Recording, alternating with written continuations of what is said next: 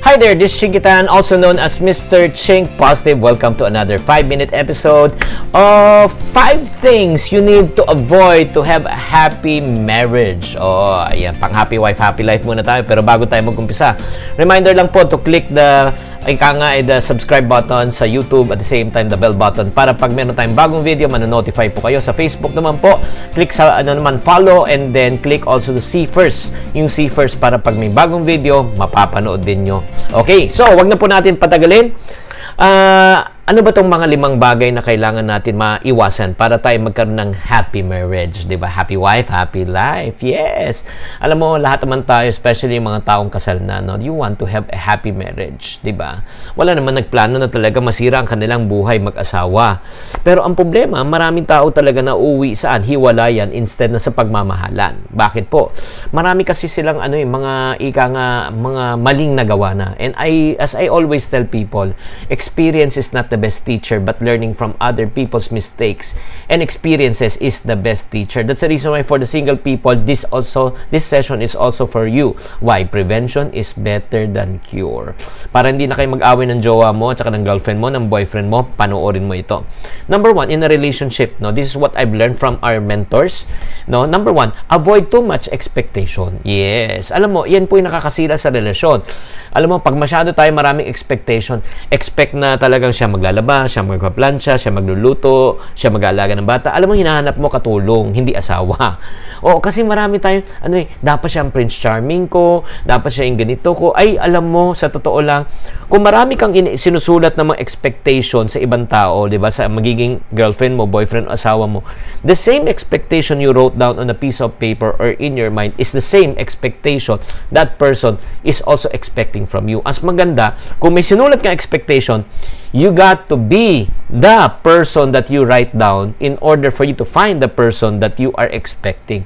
In other words, alam mo, sa partnership talaga na na-realize ko in 19 years of marriage is this: you got to be the right partner in order for you to find the right partner. You got to be one in order for you to find one. Hindi pwedeng, sa kanya lang itong mga expectation list ko na ito. No.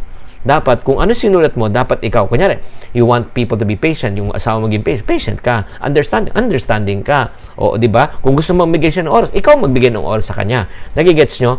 Avoid too much expectation. Yun po nakakasira. Number 2, avoid routines in a relationship. Oh, when you say routines, nagiging na lang ba? Oh, 'di ba yung parang paulit-ulit na lang siya, 'di ba? Oh, like for example, gigising kayo, papasok kayo sa opisina, papakainin niyo yung mga bata, uwi kayo, susunduin niyo, hatid niyo, pagkatapos tutulog na kayo, tapos pinag-uusapan niyo na lang sa bahay kung anong gagastusin, ano yung pag-uusapan na lang kung ano yung edukasyon ng mga anak. So in other words, nagiging routine na lang siya. No, I suggest talagang you got to work on an adventure. We might find, kaya nga minsan sinasabi nga nila, alam mo, sa umpisa lang silang sweet, sa umpisa lang sila nagmamahalan, pero mawawala rin yan. Nako, sa umpisa lang yan. That's the reason why we avoid routines. That's, ang ginagawa po talaga namin, we fight for our time. When you say fight for our time, ang ginagawa po namin, we make sure that we still make time for one another. Nagliligawan pa rin kami. That's the reason why for over 19 years, every Monday is our Monday. I don't work on a Monday. I date her always on a Monday, and I try to always surprise her. Parating may mga surprises. Ayoko ng boring, ayoko ng routine. Kasi kung masyado ng yung parang routine na, ayan na, di ba? Ito na mangyayari. Nagiging na siya, robot na ba? Alam mo, our spouse has feelings, our spouse has emotions. They want something that is exciting. Think out of the box. Make the love more meaningful. Okay? Number 2, avoid routines. Number 3, also ito very important, lalo sa mga kalalakihan, avoid being stoic. Again, avoid being stoic. In stoic, ibig sabihin po niyan, manhid. Oo. Kailangan magpakita po tayo ng affection. Alam mo, sa married couples po talaga, the reason why you attract one another is because meron pa tayong tinatawag na kilig moments. Kilig moment. Ito yung tanong ko. Pag nakikita mo na yung asawa mo ngayon, ano nararamdaman mo? Ano feel mo? Meron pa bang kilig? O ikaw ay nakuryente na. Nakuryente na sa, ayaw ko na. Diba? Ako, up to this very day, from time to time, I still gaze at my wife. Sabi ko, napakapalad talaga niya na ako ang pinakasalan niya. Hindi, napakapalad ko na ako ang pinili niya, 'di ba? Grabe, blessed talaga ako. 'Di ba? Napakaganda niya, 'di ba? Ako naman, okay lang, cute lang. So, in other words, dapat nandun pa rin yung kilig moment, 'di ba? Especially kung ang asawa mo, ang importante sa kanya is yung yung talagang emotion. You try to praise her ba? Yung like for example, ang ganda-ganda mo, 'di ba? You're still very attractive. You say words of encouragement. Alam mo, words of encouragement can bring what? Affection. As a matter of fact, ang pinakalibre talaga, ang pinakamura na talagang regalo sa ating misis, mga kalalakihan is what? Words of affection. Hindi na kailangan. Alam mo, kahit na ang ganda ng cellphone na binigay mo, ang ganda ng jewelry na binigay mo, ang ganda ng trip na binigay mo, pero pag walang words of affection, walang ika nga tama sa kanyang puso. Next also, ito pa, in my 19 years of experience, this is what I also avoid, no? I avoid withdrawing during the times of what? Crisis.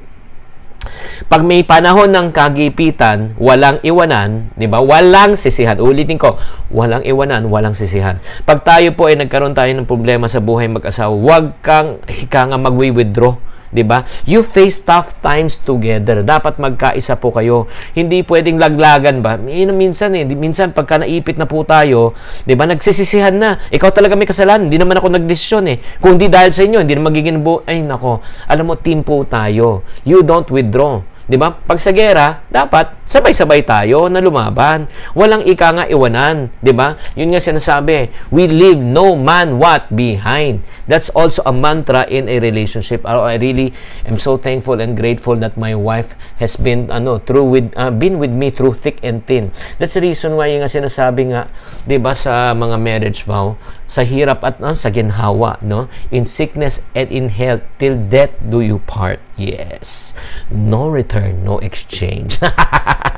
And last but not the least, ito yung pinakasigurong iniiwasan namin that really help us in our marriage is what we call as what? Avoid comparison. Avoid comparing your spouse with others. Avoid comparing your husband with others. Avoid comparing your wife with others. Avoid comparing your family with others. That is one of the biggest mistake that you can do. Ay nako, have you ever wondered why sometimes a marriage, no? Yung parang ang nangyayari niyan, imbis na ma-encourage yung marriage, ma-encourage yung husband or your wife, nadi-discourage po sila. Kasi po, parati na lang sino-compare. Ba't di ka nang katulad ni ganito? Nagbibigay ng oras sa kanilang pag may mga plane, pumupunta, ikaw hindi. Parati kang busy, parati kang absent. Ay, nako. Buti pa sila, di ba? Nakapag-travel. Hindi katulad mo. Hindi tayo nakapag-travel. Ay, nako. Alam mo, pag kinuha po natin, pag kino-compare po natin, napakasakit po niyan. Lalo na yung sa misis. Ba't yung di ba? Ba't yung nanay ko? Siya yung marunong magluto, siya yung nag-aalaga ng bata, alam mo, minsan masakit nga, baka sumagot pa yung misis mo. Ba't di mo nalang pakasalan ng nanay mo? So, alam mo, please lang kung meron kang gusto, sabihin mo in a right way.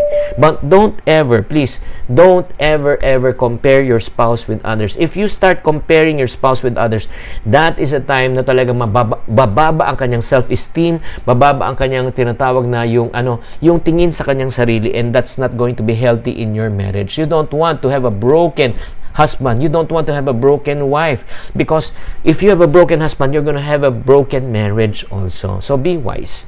So what are the 5 things again that we should avoid in order for us to have a happy marriage? Number 1, avoid too much expectation. Number 2, avoid routines. Huwag naman masyadong boring, 'di ba? Be exciting naman yung ating yung marriage. Avoid number 3 is yung being stoic, wala kang feelings. Number 4, avoid withdrawing during the time of crisis, and number 5, avoid comparing yourself with others. Okay? Or your spouse.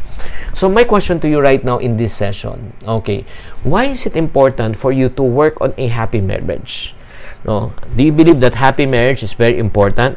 And how does a happy marriage, affect your life, your personal life, your mental life, your emotional life, your spiritual life? Ako naniniwala it will affect everything. So, para sa mga taong na probably nahirapan po kayo sa marriage nyo, I just want to offer you a helping hand right now. Alam mo, ito nakakatuwa in the sense na it took us 16 years na mag-aral po tayo, na parang tayo po ay maka-choose ng career. Pero during the time when we are choosing our career, alam mo nangyari, kung hindi natin gusto yung course, pinapalitan natin. Pag tayo po naghanap ng trabaho, hindi natin gusto ng trabaho, pinapalitan po natin. Pag tayo po nag-umpisa ng negosyo, ay natin negosyo, pinapalitan po natin. Pero ito yung nakakalungkot. Walang eskwelahan po ang nagturo po sa atin in order for us to prepare for our lifelong commitment, and that is our marriage. And ito pa yung pinakamasama. Once na nagkamali ka ng pagpili, di ba? Once you choose your spouse, that's it. No return, no exchange. Walang school, walang training, tapos wala pang palit. So, for those people who's watching this video right now live, no, I want to help you out. The reason why we have a happy marriage by the grace of God is because people mentored us and trained us. We visited 14 couples in order for me to share the things that I'm sharing with you right now. I'm not an expert in marriage, believe me. Not at all. But I've learned from them and I practiced them and it worked. That's the reason why it's time for me to give it back to you. So we have a special course right now called Happy Wife, Happy Life Online Mentoring or Online Coaching Program. This is one of the Philippines' first in marriage boosters. So kung ikaw mag-asawa ka and if your spouse is abroad, okay, good news. If your team abroad, your team bahay, you can watch this via replay. Okay, via recording po to, anytime, anywhere, any place, by demand po, pwede nyo panoorin to. So, anong kagandahan po nitong online coaching na ito? Number one, if you want convenience, because people want convenience, this can be done at the comfort of your home, at your time, and at your pace. Walang pilitan. And then, no more traveling long, kung ikaw nasa abroad, hindi mo na kailangan mag-meet pa sa amin face-to-face dahil naka-recorded na po yung mga videos. Number two, on demand, you're scheduled to be trained and mentored, dependent on your availability. And then, number three, I do believe kasi marriage is something that is personal. Hindi po natin ito pwedeng i-share kahit kanino. And then, ang pang-apat po, the reason why a lot of people have a breakup in their marriage because wala silang mapagtanungan, wala silang mapuntahan, especially yung mga OFW nating kapatid niyan na sa labas. The lack of advice from experienced couples. Now, the good news, you can get it from me and from my wife. Me and my wife, we developed this program called Happy Wife, Happy Life Mentoring or Coaching Program. If you are interested, you can right now enroll and be part of it.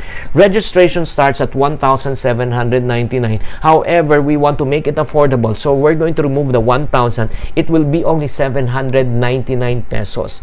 799. Tapos, you can also download the program, the worksheet, or the workbook para samahan nyo po kami in this sessions. Marami pong siyang sessions in order for us to know on how we can have a happy marriage. So, if you are interested to be part of this, all you need to do is just type Happy Wife. Type Happy Wife right now in your comment box. In your comment box, padadalan po namin kayo ng link in order for you to register. And for those people who are ready to really enroll and be part of this already, you have 1 year to watch this via replay and share it with your spouse. All you need to do is just type the word, go to the site called CHINKTV.com. CHINKTV.com, and you can enroll and choose na lang yung Happy Wife, Happy Life. I hope that you have been enlightened in this session.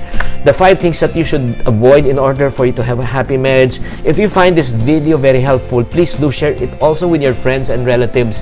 And as I always say in my program, to every problem, there's always a solution. If you're not part of the solution, you're part of the problem always. Chink positive. Bye!